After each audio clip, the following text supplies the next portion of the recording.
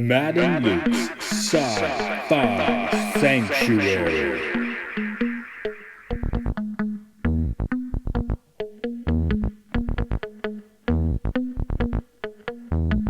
The year is 3013. The galaxy is scintillating in the mellow light.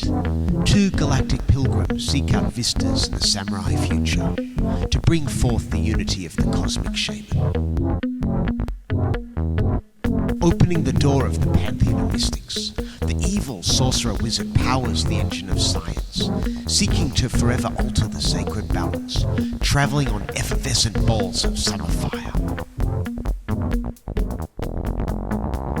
This week, The Fountain.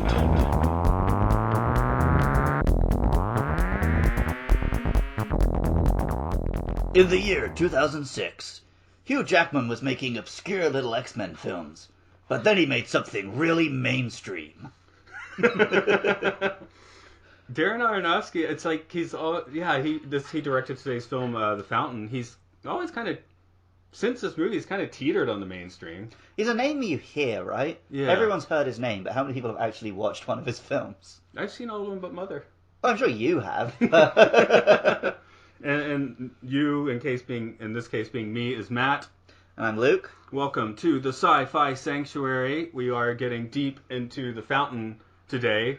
It's a pretty deep film. I watched this when it came out, and probably when it came out on DVD, and I hadn't watched it since. And I know I was like, oh, it's a really good movie. And I was like, why haven't I watched it in so long? Oh, because it's heavy. Yeah. I remember it coming out, and I had like images of it, I guess, from trailers and posters. This was the first time I watched it. But you say it's heavy. It's one of those films that's as heavy as you want it to be. Yeah. There's layers that you can just... I'm not going to engage with that. Well, it's this one story and maybe these bits are metaphors or whatever. You don't really have to get that heavy.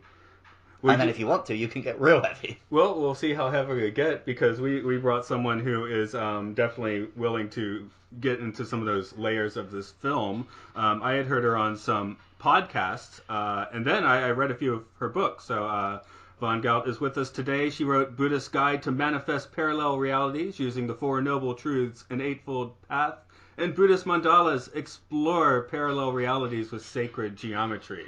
So if you want to get heavy into The Fountain, this is, thank you for joining us. You're one to do it with. Yeah. Hi, guys. Thank you for having me. And of No course, problem at all. thank you for joining along. I'm not holding my notes. I just do them digitally this time. But weirdly, this was like an early date movie for my wife and I. Okay. Well, now wife. We saw it here in Japan, and she likes Hugh-sama. This is our first Hugh-sama film, isn't it? Hugh-sama? Hugh-sama. Hugh Jackman. Oh, Hugh-sama, of course. Yes, right. My wife refers to Hugh Jackman as Hugh-sama because... Why does he get to be Hugh-sama, but Schwarzenegger is Schwar-chan? No, Who this decides this? this is just her. Just your wife. She just really likes Hugh Jackman, so he's Hugh-sama. Okay. So... He's easy to like. He's easy to like. I've watched a lot of his movies as well. Yeah, I like the Hugh. I pretty much love him in everything. Yeah, so I don't have a problem with my wife having a movie star crush on Hugh Jackman. He is a huge jacked man, so... Sometimes. It's weird, the older he gets, the more jacked he gets. Yeah, it just eliminates body fat. Yeah, well, he definitely eliminated body fat in this movie. Yeah, this is a slim cheekbonesy Hugh Jackman. And, Von, where did you first come across this film? Well, I watched it in the theater, and when it came out, and I love the images. The images kind of haunt you afterwards, long after the storyline has been forgotten. And the images really kind of resonate with me, because I was raised Buddhist, so I'm like 41 years old, so I have technically 41 years of understanding a lot of metaphysics through Buddhism. And when I watched the movie, I was like, oh, I know what that is, and that's your Merkabah, and that's sacred geometry, and the tree of life is in your DNA, and now it's just bing, bing, bing, bing, bing. And so it was just perfect. So, I got that, but of course, I live in America, and all my friends at the time that I was watching me going, what are you smoking, Vaughn? So I'm a little bit ahead of the time and the area that I live in. So, but it's coming around. metaphysics and sacred geometry. We're understanding more of it. And I wrote a bunch of that information in my book, Buddhist Mandalas, Explore Parallel Realities with Sacred Geometry. And I would love to get into some of the parallels that the images that kind of haunt us about the movie The Fountain that kind of touch on the metaphysical nature of our reality from the Buddhist understanding. And that's where I am. When I saw the movie, I was like, "Whoa, this is trippy," I didn't pick up on it. And not having watched for 13 years, I started reading books on many of those things, and now watching it this time, it's like, "Whoa!" So even with some of the Mayan stuff, that's like, kind of divorced from the Buddhist stuff, but it's all a nice little fusion of all those ideas here, I think. Yeah, it's kind of funny that I always come with the understanding that the universe or consciousness that is inside everyone and everything kind of instead of kind of blowing your mind, it kind of gives a little bit of a teaser, kind of like a little trailer of things to come. And so then you know a little bit more as you further along the journey. But the interesting thing about the fountain that is the nice parallel between the Mayan visuals and some of the imagery that represents a lot of the concepts in Buddhism is that, we had a funny year called 2012, and there was a lot of paranoia around that, and that's long done and gone. But 2012 is actually a year of change. It's in Buddhism, or in the Thai Buddhist calendar, it's the year 2555, which those repeat fives are a symbol of changes. So, but the Mayans have the very similar belief that Buddhists and Native Americans and chiefs in the Pacific Islands and Easter Island, and many of these indigenous cultures at around the same time were marking around 2012 as the end of a 26 million year cosmic cycle of the Earth moving through its rotation in our galaxy. So it's actually a real year, but it's not a year of ending. It's a year of welcoming a new dimension, a new energy to the Earth, which we believe is fifth dimensional. But it's basically a higher energy where we kind of enter into a space where things manifest faster, synchronicities happens faster, and if you really focus on your intention and the things that you want to do, things would just kind of happen in much faster, accelerated rate because we're moving further into a faster, higher dimension, and that's what 2012 signified. So the movie The Fountain was a nice little teaser into those parallels of the Mayan belief of the year of changes and the Buddhist awakening ceremonies and the Native American awakening ceremonies and all the others as well. The West was not tapped into it because they've been disconnected from the source of the material. But everybody else knew what it was. And so that's really funny about that imagery. Yeah. We're definitely going to plumb into that. But first, Luke, I want to get this was basically your first time watching it. What was your impression? My actual impression was much less metaphysical and more metaphorical. How so? So the way I sort of read the film was that the modern day story of the man and his dying wife was, true. Right. And I read it as the two other stories were the two different approaches he could have to his grief. Where the conquistador was desperately trying to find literal physical immortality in this world, and then the sort of the space hermit monk was trying to find a more spiritual acceptance kind of immortality. And they were just like the two parts of his psyche during this one very grounded story. Yeah, I guess that's one of the things about this film. It's those other segments, it's hard to tell. I mean, they basically serve it to you like, oh, she wrote the book about the conquistador. But at the same time, maybe she's, echoing something from like a past life, Well, the first time he reads the book, it feels like it really transports him back to that previous existence. And of course, the two of them are connected in all three times. So there is obviously that reading is available, but you can take it in a much less literal way as well. Right. And this is, I guess that's Darren Aronofsky's whole thing, right? Nothing is spelled out for you. But... Exactly. Yeah. At some point, I'm going to call Noah Sci-Fi too. So. Yeah, the really interesting thing And again, the wonderful thing about the movie that kind of makes it kind of iconic is that you can really go down the rabbit hole a lot of different ways and interpret it a lot of different ways, and so kind of it hits a lot of boxes. But some of the main imagery, I can give you some perspective from the Buddhist imagery as well, because the tree of life, in Buddhism, is actually like a Buddhist mandala, and basically the tree of life is one of the basic understandings of sacred geometry of the flower of life. It's one of the basic formulas in the flower of life. And in my book, Buddhist Mandalas, I explained that all sacred geometry in all of the major religions, whether it's yin-yang symbol or the toroidal field in modern science, or Metatron's cube in or Merkabahs in Judaism, or Sri Yantra in Hinduism, they're all touching on different ways of seeing the same exact sacred geometric form, which is the tree of life, which I've proven in my book scientifically is your DNA. Your DNA is the tree of life, and all knowledge about all of everything in the cosmos is in your DNA. So, and that's the scientific understanding of the tree of life, of sacred geometry. And when you put it all together, it's actually an energetic form that builds a bubble around you. And it's scientifically proven. So all of our wonderful different ways of seeing spirituality in these different religions are telling us the same thing, which is we are all souls having a human experience in our little Merkabahs or bubbles. So the image is actually quite accurate to the scientific understanding of our mandalas that we all travel in. And I'm I don't want to say out there enough, but I'm out there enough to basically tried bubble construction on my own. Luke, how about you? Well, I mean, I've done a little meditation at temples and stuff, but explain to me how you've tried bubble creation. Man, it would take some explanation.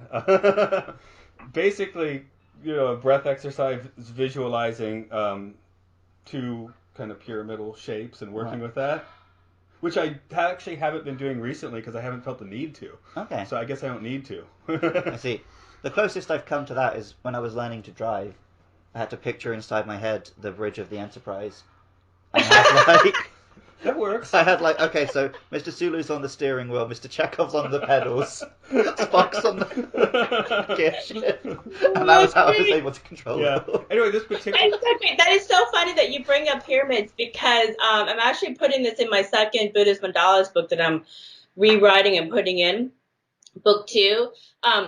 Everybody is made of atoms, and all your atoms are a bubble. You can look this up in science. And each atom does not touch another atom in your body, but each atom is in its own pyramid. And they're nowhere even close to the others. It's not even close. It looks like a city grid, but basically all your atoms are individual atoms sitting in its own pyramid next to each other, and that's what makes you. And they've already shown this. I think there's a German university that has a 3D image of atoms in pyramids. So that's why we all love pyramids so much, because we recognize it as ourselves. We're in day-to-day life, nothing touches anything, right? Correct. When something touches something else, that's when you get nuclear explosions. Right. So. I'm going to just quickly read a synopsis of the movie, because the idea here is people can, listen to this or watch this, so maybe they haven't seen it for a while. So just to refresh them and sort of give them the viewpoint we're coming from. So here we go. I basically took it and went linear, because I guess that's how my brain wanted to go with it. But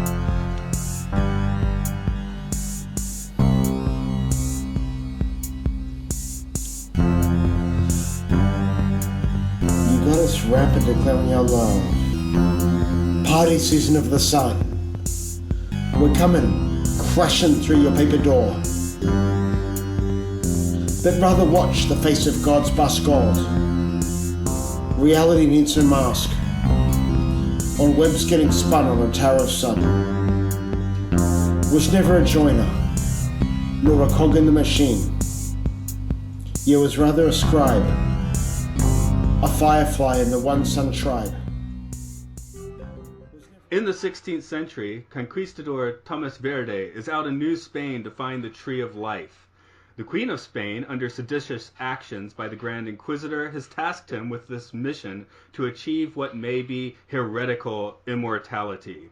Fighting through the Yucatan, Verde loses all of his well-armed men and is forced to climb a Mayan pyramid to face his executioner, who instead recognizes him as the first father. Verde passes by and reaches the Tree of Life, which absorbs him into his undergrowth. Tom Creo is a modern-day experimental brain researcher whose surgery on monkeys has the ulterior motive of trying to cure his wife Izzy, who is dying of brain cancer. His team manages some amazing breakthroughs, but not the ones to stop a tumor from growing. Izzy has been writing a book about a conquistador in New Spain, but tasks Tommy to finish it, as she is no longer afraid of her quickly impending death. Tommy's scientific team finally makes the breakthrough that may have saved Izzy, but only after she passes on. A future astronaut, who resembles both Tomas and Tommy, is traveling in some kind of space bubble, populated but by what seems to be the Tree of Life, its bark providing the only sustenance. It is in flight to the Mayan god star of Zilbaba, while our astronaut friend is haunted by the spirits of both Izzy and the Spanish Queen. While the tree does not quite survive to the destination, the ensuing supernova of Zilbaba vaporizes the astronaut while bringing life back to Izzy, who then passes on a sweet gum seed to her surviving husband to plant by her grave.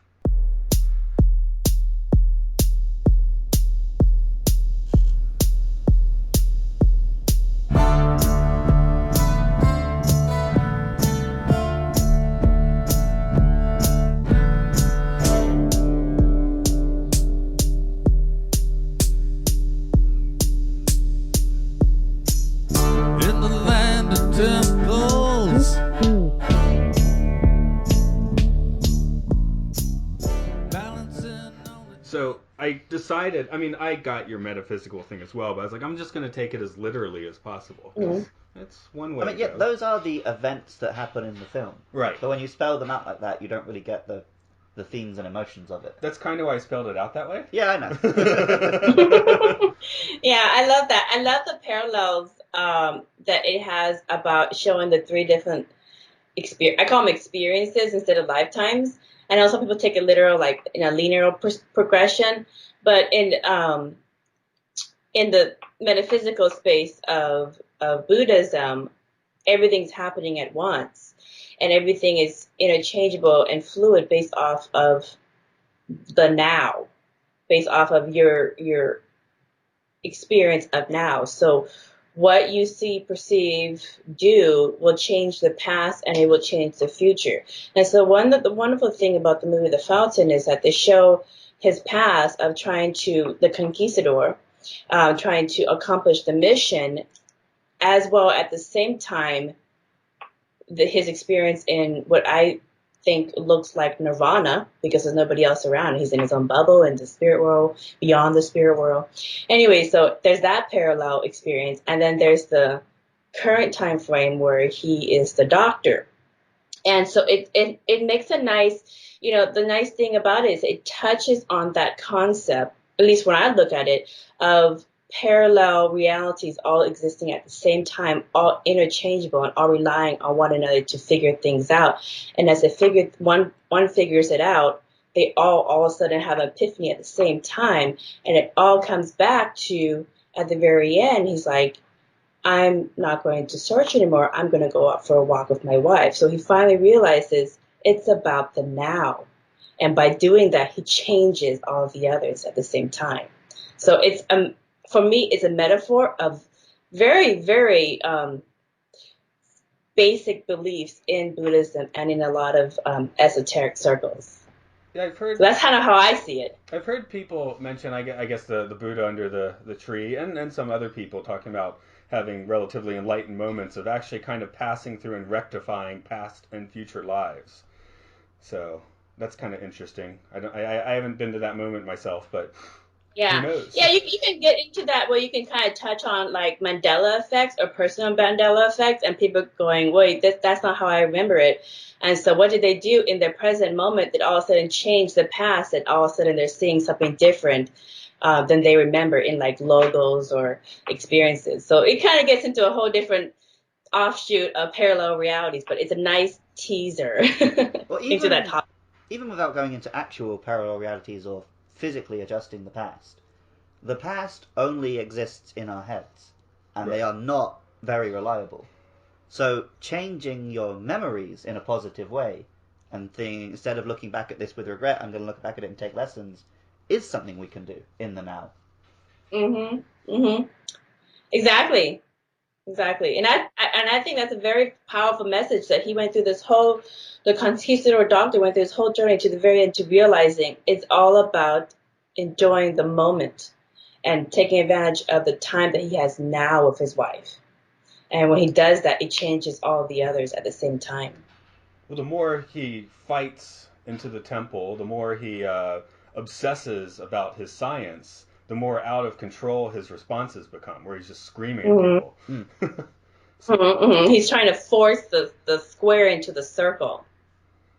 So I sort of mentioned he was not like floating downstream. He was like swimming against the tide in those moments, more or less. Yeah. And they portray that very well in that he is, and in those moments, he's not a likable character. Yeah, you're kind of wondering.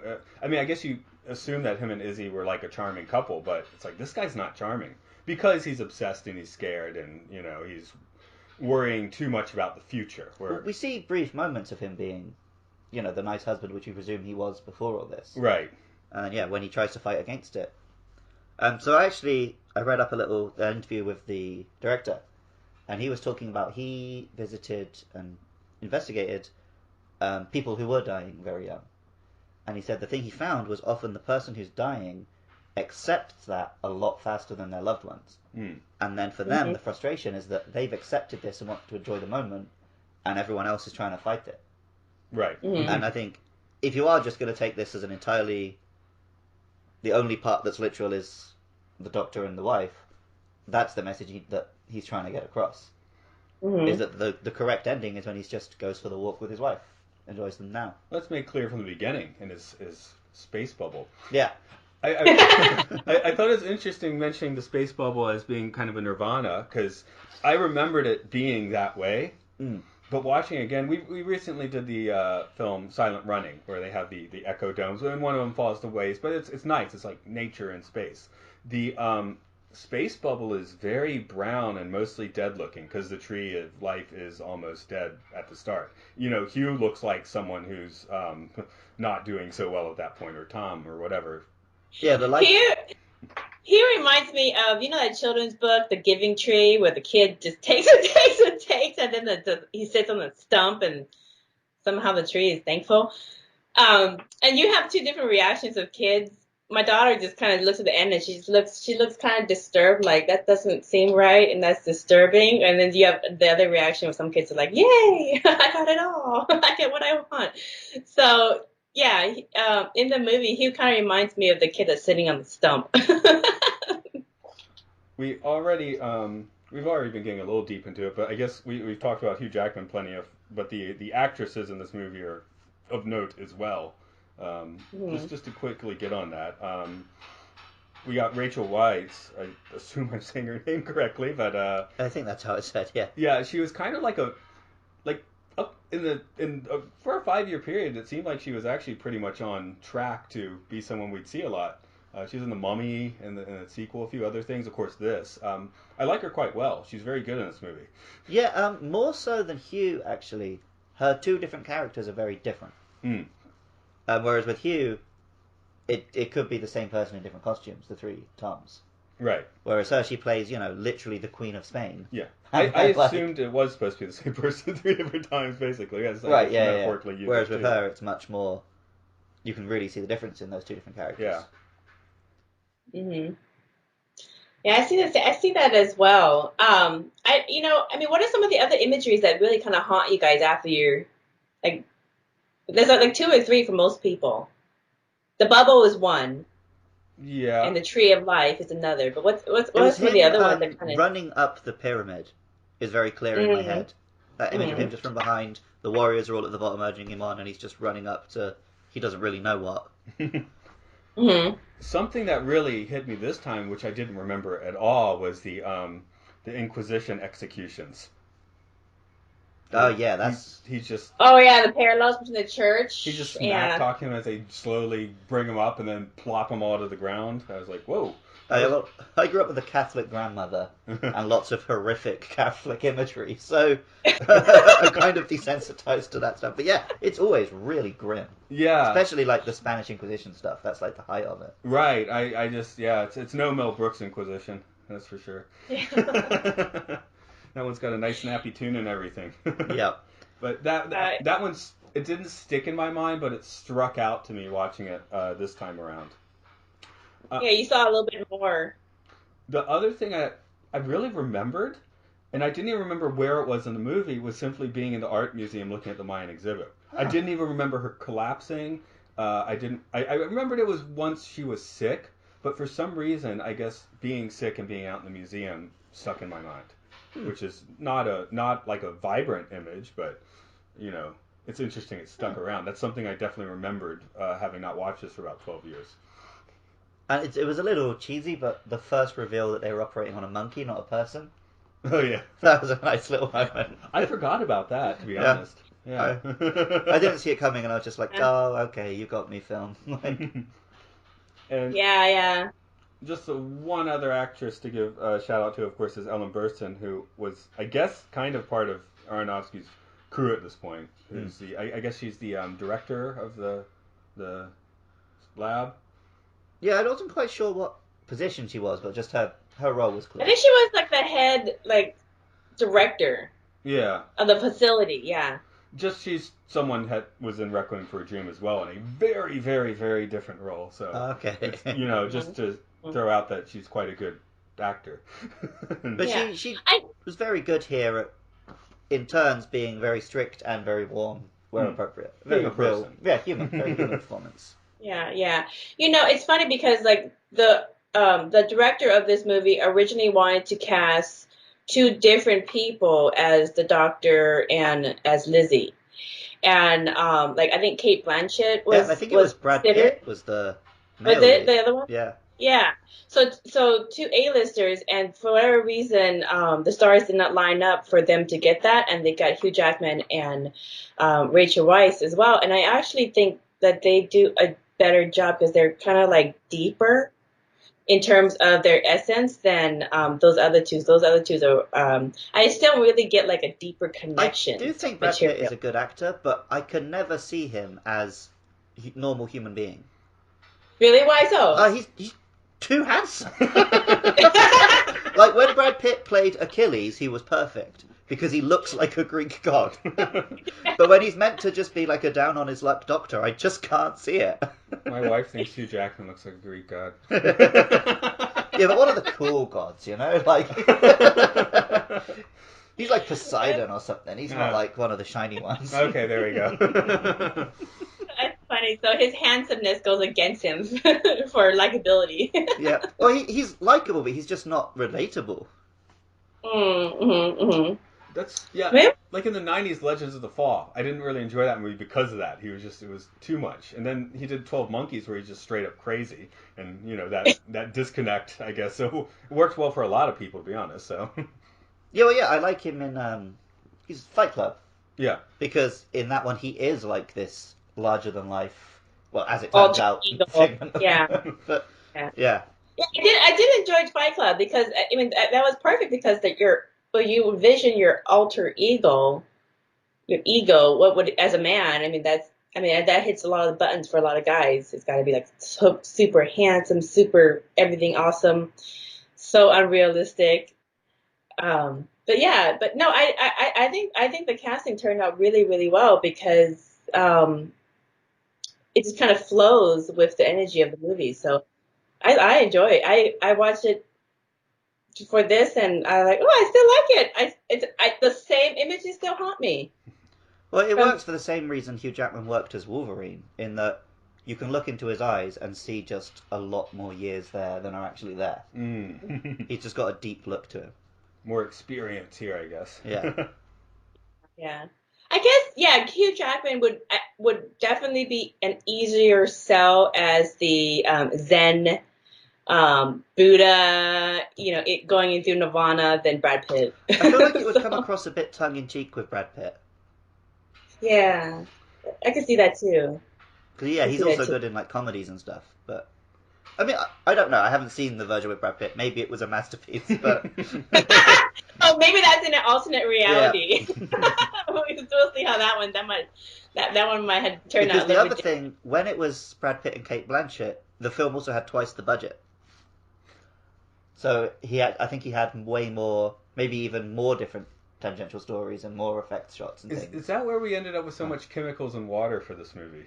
Which look fantastic. Chemicals and water always look good for your effects. Yeah. It's all like macro photography and stuff, not CG. No, I know appreciating this at a time because this was like, prime time CGI and everything. So when I saw the fountain, I was like, whoa, this stuff doesn't look CGI. It was quite nice. Well, yeah, we're now at the point where CGI can look like that. Yeah. But in 2006, it couldn't. Yeah. No, I think that everything worked out for a reason because we don't really know how he would have used that extra budget. I mean, would he have used it just to pay the two leading stars more money? And you would gotten the same, more money, and then you would gotten the same effects, or would he actually use it on the effects? Because for whatever budget they had, it looked very organic. And I mean, you wouldn't want Nirvana or the journey of Samsara or all these metaphysical esoteric concepts or these imagery that they touch on to look mechanical. It wouldn't sell, especially for like somebody like myself who, that is the space that you swim in. One thing we often talk about missing is I miss the days when you watch a film and you don't know how they did that. And for these kind of metaphysical things, that's what you want to feel. You want to look at the screen and be like, I don't quite know what I'm looking at here. And that is quite a lot of what you get here. Yeah, the best I can do is chemicals and water, so how they actually did it, I don't know.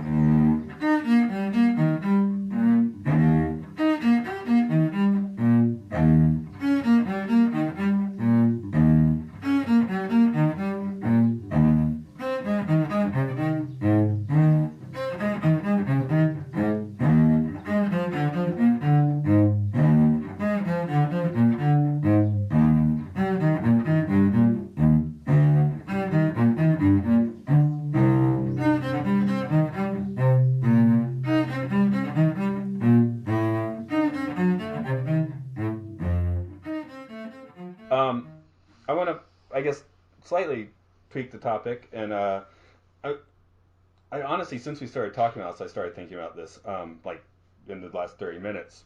Do all three of the Tommies or whatever start relatively unenlightened and become, more enlightened as the movie goes? Because I'm even thinking Space Bubble Hugh, like, he knows what to do, but he's just too conflicted. Yeah, at the start of the film, he's fighting against the visions of Izzy. He's constantly taking from the tree. I think he does undergo a change. I think I'd taken kind of layered on the Cloud Atlas thing, where in that movie, sort of we see each life like either evolves or de-evolves. Right. But in this one, it seems like they're all running in parallel order with each other.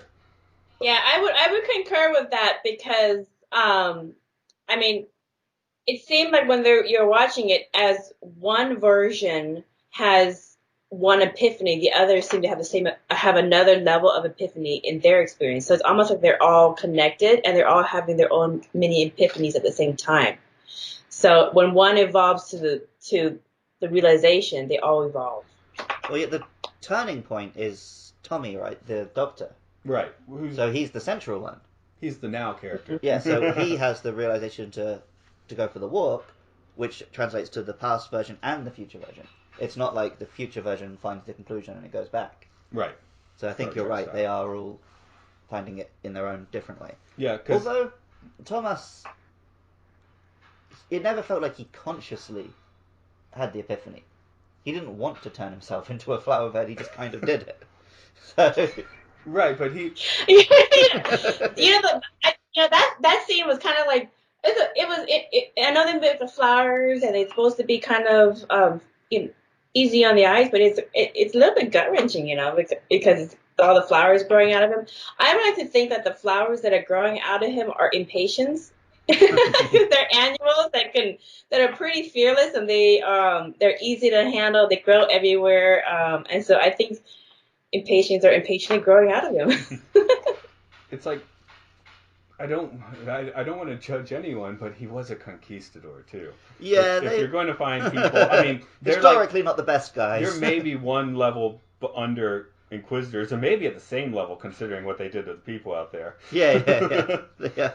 Maybe he was a groovier one, but it's hard to call any of those guys particularly groovy. He did kill a lot of people in this film. Yeah. I mean, he's just. I read Graham Hancock. He's usually a nonfiction writer, but he wrote a few historical fiction books, War God, where he tried to do the whole Cortez things. Very good books, but yeah, it's the same thing in the battle scene, just completely brutal. They're packed in steel, holding steel, with guys that are not wearing armor and have obsidian blades. I mean, there's no competition there. Yeah. Yeah. What I really found interesting is kind of how they tied in from the conquistador past life to the present life where he's a doctor, and they kind of tie in like if you were to pre-plan your life, your next incarnation, what aspects of the previous one would you want to carry over? What things would you want to continue picking up from before? And I know, I do hypnosis here in Seattle, and I get clients that come in for different things. And oftentimes what happens when I put them in hypnosis, is that they will go to their different past lives and sometimes their future lives, and there will be a pattern that will reoccur. And oftentimes if there's a wrong in one lifetime, that would carry on to the next lifetime, and then on until they figure it out. And so I wonder if that concept in reincarnation is also filtering into the movie The Fountain, because it does happen literally in real life. Yeah, I think it does, but The Fountain has so much as well, just about the connection of all the times. Mm-hmm. I mentioned Cloud Atlas before, where it definitely shows those patterns very clearly, but it's all happening linearly over centuries, whereas The Fountain is definitely not linear storytelling. Mm-hmm. Mm-hmm. Yeah, you had to chop it up to make it linear, but in the film it's kind of simultaneous. Yeah, it's all simultaneous. Yeah. Yeah, the flow of the story requires that it not be linear, which is kind of why I wanted to break down my telling of the story as linear, just to just to separate the story and what's actually happening a bit. Yeah, you can tell the story, the way I say is whether it's linear or parallel is you're telling the same story. It just depends on the vantage point in which you're looking at. So if you're looking from a vantage point of you see all three slides at the same time happening, all interchangeable, then it's parallel and happening at the same time. But if you take one view from one slide and then look outward, then you're seeing the linear aspect. So it's just different ways of seeing the same picture. Kind of like all of us, we're having different ways of seeing the same movie. Yeah, something to think about. But yeah, to your previous point, because on one hand you could look at it that the conquistador was a killer, and then the Doctor is trying to save lives. So in one way he's changed. His next life he's doing the opposite. But his approach... That usually happens in reincarnation. But his approach to being a Doctor is still the approach the conquistador had. He's constantly fighting, he's loyal, he's aggressive, he's not... He hasn't changed his approach. He's just the enemy he's fighting is now disease and cancer, not, my own people. Yeah, the circumstances have changed. But his character is still actually very similar. Mm-hmm. Maybe he has an issue of control. He needs to let go of trying to control the outcome, or just accept the reality and try to work with it. I don't know. It goes into existential questions of how do you want to exist in your life, whatever life you're living. So I mean, acceptance, I think, is one of the biggest themes of the film, so that's definitely fair to say, in all three stories. No, I think maybe 8-10 years ago, I would say to people, man, I haven't changed at all since high school. That's fantastic. I'm living my real, right? Now I'm like, oh my God, that's the worst possible thing you could do. Yeah, right. I was like, I'm true to myself. I'm the same person, but you can't be the same person. You're bashing. You can't be the same person if you have kids. Yeah, you're bashing your head against the wall, right? Oh, kids are a mirror. Kids are a mirror to you, a living, walking, talking mirror. So like, no, I gotta censor myself. I don't want them to say that. No, that's right. But I mean, even without the kids, just in general thinking, like if you're the same person you were a year ago, you didn't evolve. Yeah, if you're not changing, you're not improving. Yeah. So. Yeah, that's true. Do we think that in this movie he improved, he changed? I mean, obviously he did at the very end, but how many lifetimes did it really take? Well, it took all three, like It took in all three. parallel. That's the interesting thing in this one, I think. Parallel, yeah. Yeah. I don't know. Should we talk about Izzy a bit? She obviously Yeah, is a little more balanced. She's a supporting actress, Yeah, a lot of times in the film she felt less like a character and more like a motivation, which was a shame. Exactly. Yeah, I did have the manic pixie dream girl run through my mind. I guess this is the era of that. Yeah, a little bit, but she does have a bit more depth to her. Oh, of course. But... Well, and yeah, with what's going on and all that. So, and I think because what this film is about it's about the experience of someone else dying and how to deal with it. So it's understandable that it's not really about her. Mm. But in the grand scheme of cinema, there are a lot of films where a woman just dies to motivate a man. So I don't want to completely forgive it. The queen, that's true too. The queen directly gives him his mission. True. Izzy gives him a mission by circumstance. Mm. In the future one, Izzy and the queen are trying to give him his mission, which is just take a walk, right? Right. And he can't quite hear it. So it's interesting. Yeah, what I found interesting about Lizzie's character is when he was a conquistador, she was the queen, and she said, "If you do this, I will be your prize." Now he obviously accomplished that, and she was his prize in the next incarnation in the Doctor lifetime. So he got his prize as that incarnation with the wife, and then in that one, her whole mission was to just accept her death and come for a walk and enjoy the now that you have now with me. And eventually, by the end of the movie, he does do that, and then obviously he had this epiphany in Nirvana or the spirit world, whatever it is. So she does kind of push him, and he's always pushing back, but eventually he gets there. Yeah, in a way. It's like he shouldn't try to fight in the Doctor life because he already won in the previous life. He's just meant to enjoy this one. That's really that is really good interpretation. I would agree with that one. It's a really good It really makes you kind of like some of the imagery. It makes you think about the parallels. Like, oh, is that what we're doing in our life? Is that what we're always running around in circles, chasing our tail, and we just need to stop and pee in the bush or something, or enjoy the water, or enjoy the air, it just makes you really think about some of these things in life. What I always say, and one of the things that I got out of this movie is, and again, in my book, it goes over this a lot, is that,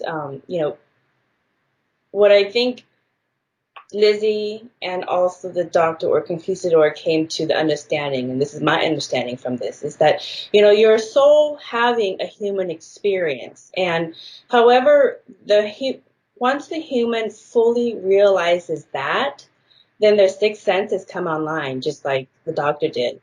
And the leading edge experience is consciousness integrated into the physical body. So mastery of the Matrix has already been exhibited by avatars in our history, and we know them. They are Buddha, Kuan Yin, Tara, Vishnu, Yeshua, just to name a few. So really the only question that there is to answer, that this movie attempts to answer, I think, is that are you ready to be a conscious creator of your journey through samsara? So, with that, we can travel the stars and the multiverse in our Merkabahs.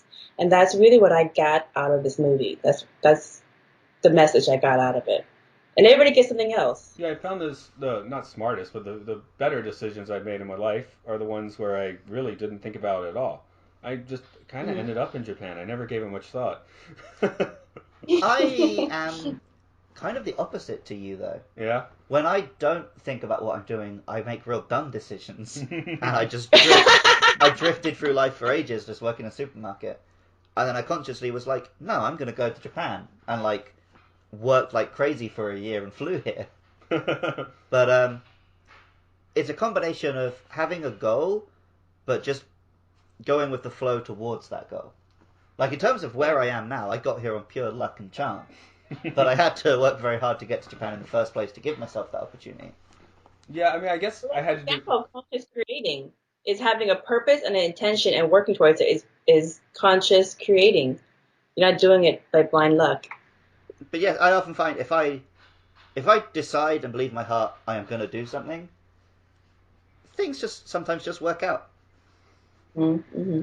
Yeah, I guess I had like an evolution. Like I worked a little bit away, then a little bit away, then another country. Let's try another country. So Right. But of course, yeah, I'm working hard the whole time. I'm saving, so I'm not necessarily just dilettanting my way in. But but I guess for the most part, this is my vacation life for me, I guess.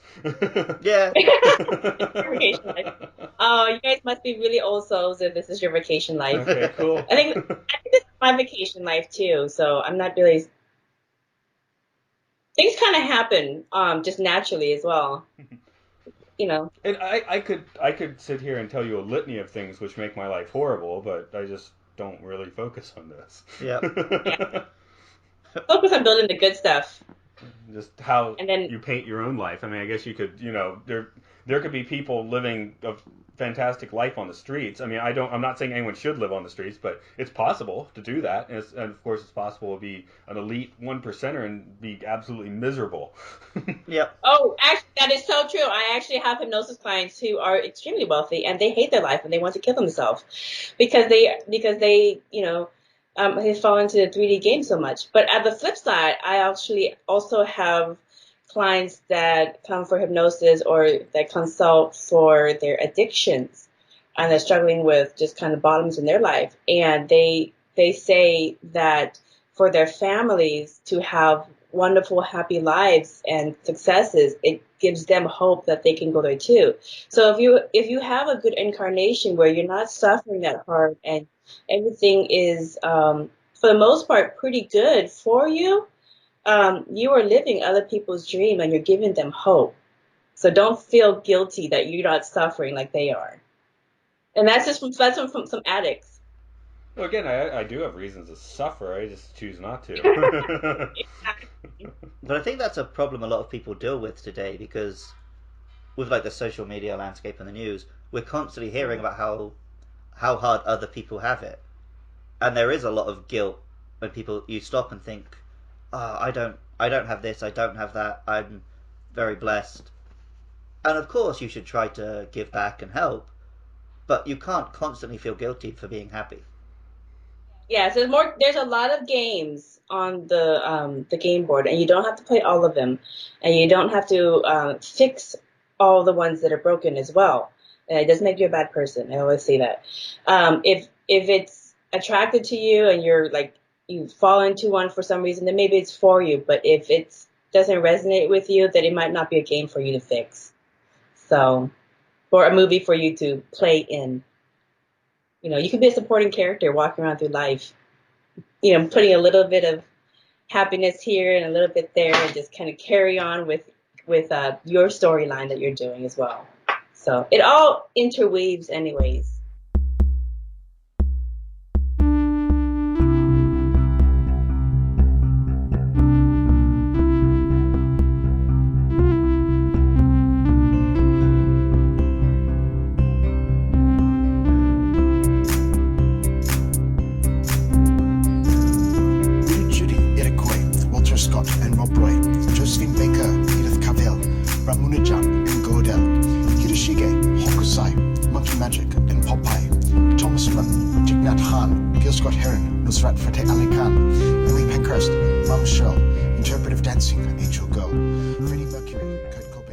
one thing that came in when we first emailed. Luke's more the gamer and I, but you were like, "Oh, I'm interested how this comes from a gamer perspective." I was wondering what angle we were looking for in that, because I thought that was an interesting statement. Yeah. So it basically, the very basic premise of Buddhism in understanding our reality is, again, we are souls having a human experience. We're all energy, and these are just our sims. These are the avatars that we play. Lifetime after lifetime, we change our avatars, we change our sims, we change our stories. That's why in reincarnation research and stuff, you can always get that proven over and over again. But at the very end of the day, you go into the spirit world and you can you have your life review. So you review everything that you've ever done from the perspective of the person that you experience it through. So all your great achievements, all your triumphs, all your sorrows, all your pains, all your hurts that you do to other people, you feel firsthand as yourself. So your life review, if you spent a lot of time causing suffering, you're going to suffer that yourself. It's actually hell. But if you spent your life creating happiness and support and stuff, you feel that through them yourself. So it's a wonderful life review. It's heaven in that experience. But when you go to the spirit world, you get the choice if you want to do another round of the journey of samsara. If you want to do another game of life, what do you want to be? Do you want to go with Earth? Do you want to go to this dimension, that dimension, whatever? There's a infinite experiences that you can choose to have. But if some people are completely done with experiencing and they just want to break, they want the eternal slumber, and then at that point they'll go to nirvana, which is they get reabsorbed to the consciousness of the one universal mind. And it's basically like a blue screen. It's just basically an eternal happiness that they stay until the point where they decide, maybe I'm going to go back into the game or go back into the journey a little bit more and try something else. So, but that's the basic premise. And again, it all goes down to we are soul having a human experience, and the leading edge experience is actually spirit in the physical, integrated. And fully integrated is like you are the avatars of the Matrix. You are the ones who activate six senses. It gets a little bit sci-fi. So when you get to the advanced studies of Buddhism and metaphysics, it gets extremely sci-fi, more sci-fi than any of the movies that you could ever think of. So Luke's other podcast, I'm going to put you on the spot. You do Thanks. Pokemon. Okay. Pokemon, of course, is a Japanese thing. It's influenced by, kind of the Shinto concepts, which would wrap in with some Buddhism as well. Oh yeah. You want to riff on that in any way? Well, it's a very Japanese idea that everything around you is alive, and that's what Pokemon draws on. A lot of Western Pokemon fans get really annoyed when there's a Pokemon which is based on an inanimate object. So there's a Pokemon that's a sandcastle, there's a Pokemon that's a teapot, whatever. But that's because in the Western idea, life and everything else are completely separate. But in the Western idea, they don't necessarily know that it is actually all the same thing. Everything has consciousness, even rocks. Yeah. These have consciousness. Everything has consciousness, and they've proven that in science with kind of heat technology. Whereas in the Pokemon world, it accepts that, and so you have to just be like, I am surrounded by life. And one of the things I love about Pokemon, it's what makes the characters in that powerful is not physical strength, it's their relationship with these other creatures, with this life. And I think that maybe even the creators wouldn't say this is a conscious thing, but it is a very Shinto idea, is what Pokemon is. Yeah, because I'm just thinking you could play Grand Theft Auto where you're just blowing people away, and you might feel a little dirty in the end doing that. I often tell the story. I'm also a big fan of Transformers, and I remember I played the game that came out with the first Transformers film, and I played through the whole game as the Autobots and had a great time. I played the first level as the Decepticons and had to stop because at the end I killed Bumblebee and felt really sad. You're like, no, not Bumblebee. I like Bumblebee. But for some people, it's very easy to just what is happening in the game completely disconnect, and it's just I just like the feeling of exploding things. You put some skin in the game, but yeah, I always get way too attached. Interestingly, I don't know how much of a gamer you are, but my husband plays games. The given word that we use for the player character in a game is Avatar. Mm-hmm. So every time you said Avatar, I was picturing like my character in Monster Hunter or something. Yeah, well, in Buddhism and again, a lot of Buddhism is influenced by other esoteric Eastern traditions as well. That's why many of them kind of meld perfect together. But an avatar is someone who understands the game, and they went through the final doorway. They got reabsorbed with the consciousness of the oversoul, or the universal consciousness, that energy in Nirvana. So they became an avatar of the game. They're actually part of the game makers.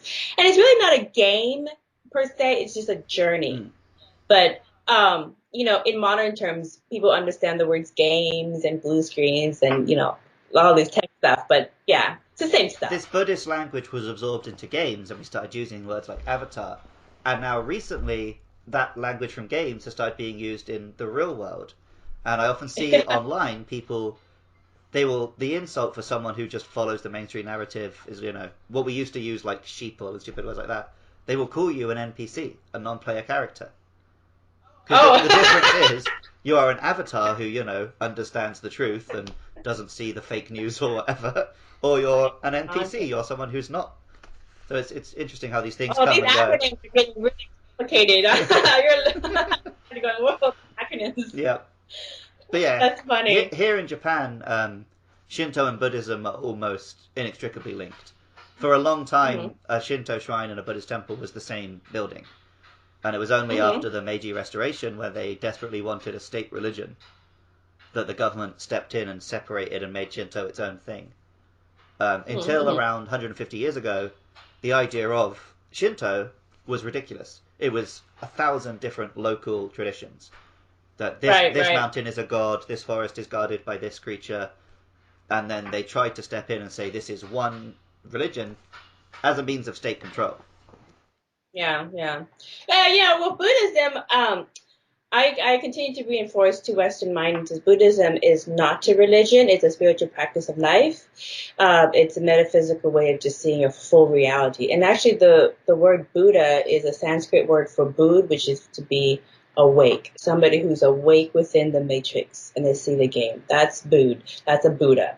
So there's nothing religious about being awake within the matrix. It's just a scientific way of working with the reality. I had this weird thought last week. We're sitting in Nagano, Japan. We're about a kilometer away from Zenkoji, which is sort of the home of Zen Buddhism in Japan. Now, Friday is when I actually work in Nagano City, and I like to take a walk, and I'll stop at temples when I take a walk during my lunch. And walking around Nagano the past few Fridays, it was raining or too hot. I didn't go to Zenkoji, so I was looking around for other places. And it's kind of hard to find one here, whereas I live almost in the countryside, and where I am, they're just packed. And I'm like, wow, suddenly like my countryside area feels like denser than the city. Oh. I can show you a few. They're just hidden better. I found a few, but yeah. Well, or they're by a busy road or something. Whereas around my house, there's it's just rice fields, all up, and then punctuated by temples. So yeah. But in a way, I feel it's more abundant in my empty space than it is in the city. There's just less noise blocking your view. Yeah, exactly. Yeah. What a blessing! What a blessing to be immersed amongst nature. Yeah, we got the mountains like staring us down, so it's real nice. I mean, Although we've also got some construction work today. Yeah, so everyone's hearing banging. They're building a building next to this. But you're in the city. I'm the country mouse, man. I'm right on the border. That's how I like it. There we go. But you guys are old souls. Old souls usually like to be a little bit in the nature, a little bit out from the city. I find I really need both. So some weekends it's just like I want to spend time with my friends, I want to go dancing, I want to and then another weekend I'll just be like, I want to get as far away from people as I can and just be surrounded by trees. You have to have a balance. Yeah. There needs to be a balance. Yeah, I'm the same way. My husband's an 80s cover band, and they play in Seattle oftentimes, and so we'll go in there to Seattle, into the city, and then Seattle's not like a city. It's not like New York or Tokyo. It's like a country city, but it's a big enough city for me. But then afterwards, I'm like, I'm so glad I live next to the water in the suburbs, like far away from people. So, and there's a balance. Yeah, I've been to Seattle once. I did like it, but I did have a kind of like just magnetic pull towards this particular valley for some reason, and I don't like leaving it much now. Like a hobbit. So we like to get, when we run to the end, how is the film holding up now? We haven't even talked about the film in 15 minutes, which is fine. To me, it means there's enough here. I mean, it's a great film, but there's enough here that we got into lots of, relatively deep topics. So it's a good jumping off. Well, this movie really makes you, that I think that's the whole point of the movie The Fountain, is to get you to think about these visual images that kind of haunt you. And they make you kind of wonder and ask a little bit more about reality. So, and I think that's the whole purpose. I mean, otherwise they would just be not so visual. But they want you to have the imagery. They want it to be haunting. They want it to burn in your memory, in your psyche, to remember something. Most movies don't put that much emphasis on imagery to really hit the mark unless it triggers some core unconscious knowing that they have, that they want you to have. So there's something familiar with these images, and that's why I think it's so iconic. And Luke, except for Dr. Tommy's haircut, did anything in this movie seem kind of dated to you? I don't think this is the kind of film where the question is, does it hold up in 2006? Does it hold up in 2020? It's, does it hold up at the point you are in your life? Especially as it's an English language film, big budget American film. Maybe in 2006, not many English speaking Americans understood these concepts, were ready for these concepts. But I lived in Japan for 3 years, so a lot of this did make more sense to me than it might have done 3 years ago. So it held up because I watched it today. Yeah. And I would definitely agree. Like, I live here in Seattle, and the West Coast and other parts of the United States, as we get further into our experience in this incarnation, I think a lot of Western and Eastern philosophies will start kind of melding, and people will start getting a wider scope of things. And so some of these metaphysic topics are going to find a new zeal, and people are going to go back and look at this movie again with new eyes. Which I guess I just did. So. Which you just did. This time, I said I'd stick music tracks in here, and I have a track with one of my collaborator who does a spoken word over. It's Tree of Life, so obviously that's going to go in here somewhere. Do it, yeah. Let's hear it. But, as we're winding down, I guess, so, Vaughn, can you tell people where they can get hold of your material? Oh, yeah. So if you want my book, which is a 20-year research project on the scientific understanding of your Merkabah, or the sacred geometry or tree of life that is in your DNA, that you are, it is this book, and it's beautiful Kuan Yin in her Merkabah, in her bubble. Can you hold it sideways? Yeah, because I read it, but I read it digitally, so I never knew how long it was. The print version is about 399 pages. Actually, it's exactly 399 pages, it's funny because it's an ancient number for let go of things that do not serve you, and that's the back of it. So you read a pretty thick book. The digital version is obviously, you can't tell what you read, how thick it is. But anyways, and it's got beautiful imagery of sacred geometry inside it. This is actually the bubble. This is the bubble that everybody is. Everybody's voice is an actual bubble. And when you cut it across, it is a mandala. It is sacred geometry. So anyways, you can get that book and many of my other books as well on my Amazon authors page. So just look up Von Galt, VON, and then Galt, GALT, and you'll find that. Or you can go to my website, merkabahchakras.com, and that will have links there as well. So, and I'm only 41 years old, so there's going to be plenty of Buddhism books on the way. And I also have a podcast as well called Merkabah Chakras as well, and we go over these different topics as well. And I'll just say I read both your books. The first one I read very quickly, and the second one took some time. I'd read it. The first one is shorter. And the second one I'd read a chapter, and I was like, okay, I got to let that one simmer a bit before we go to the next. Before we get to the next one. So how did you feel by the end? By the time you finished the end, did you feel like, I just felt like I had a major download. Now I need to sleep on it forever. Yeah, I was reading at the end of a Kindle Unlimited subscription, so I was like at the end, I was like, I gotta power through, but I made it, so. I did have to hit the accelerator at the end because I definitely wanted to get through it, and I'll do another Unlimited sometime. But Luke, we already talked some about Pokemon. People might want to hear some more about it. Yeah, if you want to hear from that podcast, you can find me online on Twitter and Facebook at Luke Loves PKMN. It's a little podcast, Luke Loves Pokemon. They're just 5 to 10 minute episodes where I talk about a different monster each week and the inspirations behind it.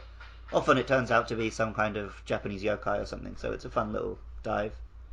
Matt has repeatedly plugged his music, but if you want to listen to that, you can find Matt's music online at rovingsagemedia.bandcamp.com. I wish he was at Madcap. That'd be awesome. .madcamp. And I always torture myself by trying to spit out the letters for our podcast. MLSFS pod at like Twitter or something. Yeah, that'll do. I still look like I see. But you can just Google it. I found you guys easily when you just Google. You can just Google it and you'll find it as well. There we go. Do that. It's so much easier. So let the algorithm figure it out for us. Right. If you let the algorithm do it, then you're 2 clicks away from Nazis every time. Oh God! I always end up in aliens. Yeah, one or the other. Yeah, if you use Google. Okay. Vaughn, thank you very much for joining us today. And Luke, how are we going to send folks out of the sanctuary? Well, Vaughn, you and the listeners at home can just please step outside and go for a walk. That's what we're going to do. I guess we're walking to work.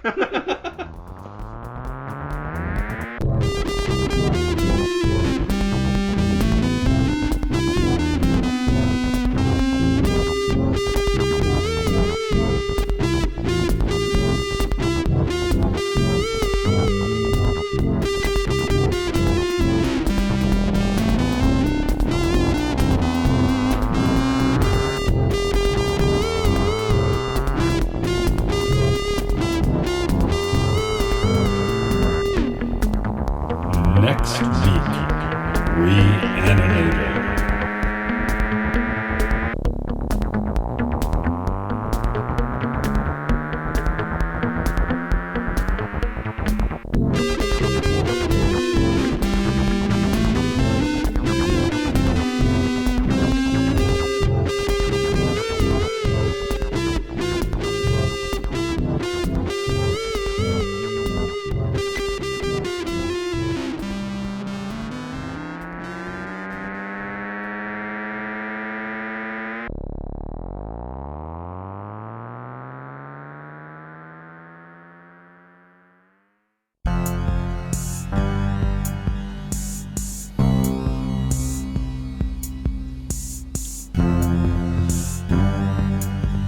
Let us rapidly declaring our love.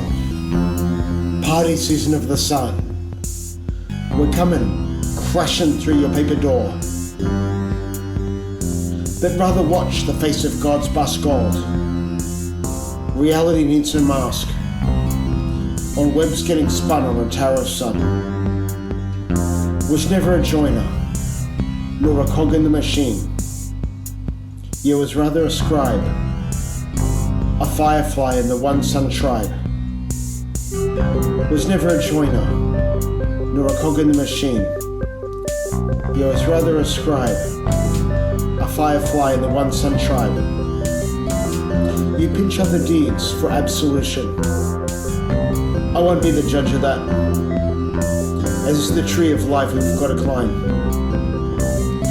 Joy of celebration on the inside permeates webs of life. Joining you down the line in skies of my mind. In the skies of my mind. Was never a joiner, nor a cog in the machine. You was rather a scribe, a firefly in the one sun tribe. Was never a joiner, nor a cog in the machine. You was rather a scribe, a firefly in the one sun tribe. Join you down the line, in the skies of our mind, in the skies of our mind, the skies of our mind.